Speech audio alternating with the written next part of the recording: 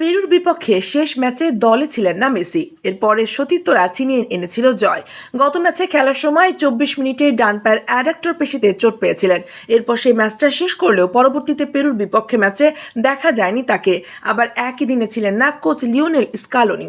কানাডার বিপক্ষে ম্যাচে দেরি করে মাঠে প্রবেশ করার এক ম্যাচের সাসপেনশনে ছিলেন আর্জেন্টিনা কোচ। কোয়ার্টার ফাইনালের ম্যাচে কোচ হিসেবে আবার ডাগ আউট ফিরছেন স্কালোনি।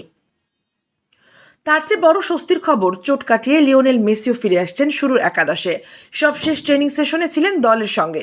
পুরোপুরি হাস্যোজ্জ্বল মুখে দেখা গিয়েছিল আর্জেন্টাইন এই মহাতারকাকে। ধারণা করা হচ্ছে ইকুয়েডর ম্যাচের শুরু থেকেই মাঠে ফুটবল জাদুকর লিওনেল মেসি।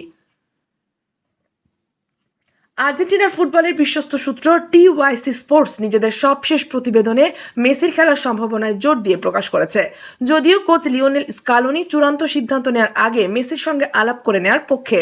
সংবাদ সম্মেলনে স্কালোনি জানালেন, আমি তার সঙ্গে আলাপ করিনি, কারণ আমার মনে হয়েছে শেষ পর্যন্ত অপেক্ষা করাটাই যৌক্তিক।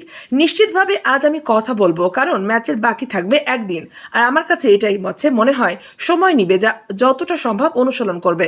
ট্রেনিংয়ের আগে আমি তার সঙ্গে কথা বলবো, আর তারপরেই সিদ্ধান্ত নেব আগামীকাল কি করব সেটা নিয়ে। এখন পর্যন্ত তার সঙ্গে কোনো কথা হয়নি আমার, যোগ করেন স্কালোনি।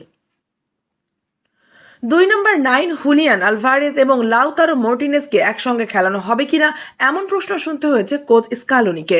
এমন সম্ভাবনা ফিরিয়ে দেননি তিনি। অবশ্যই এটা হতে পারে, এই প্রতিপক্ষের বিরুদ্ধে তারা এর আগেই দুজন মিলে খেলেছে। আজকে ট্রেনিং সেশনের শেষে আমরা এই নিয়ে সিদ্ধান্ত নেব। এই সম্ভাবনা আমরা ফেলে দিচ্ছি না, কারণ তারা একসঙ্গে দারুণ কাজ করেছে, আর এটা আমাদের হাতে থাকা একটি বিকল্প। তবে এদের মাঝেও কোচ আলাদা করে বললেন টুর্নামেন্টের সর্বোচ্চ গোলদাতা লাউতারো মার্টিনেজকে নিয়ে। লাউতারো কেবল ভালোই করেনি, সে তার সুযোগের জন্য অপেক্ষা করেছে, আর এটা আমাকে সবচেয়ে বেশি খুশি করেছে। দুজনেই গোল করেছে। আশা করছি এই ধারা আগামীকালও বজায় থাকবে।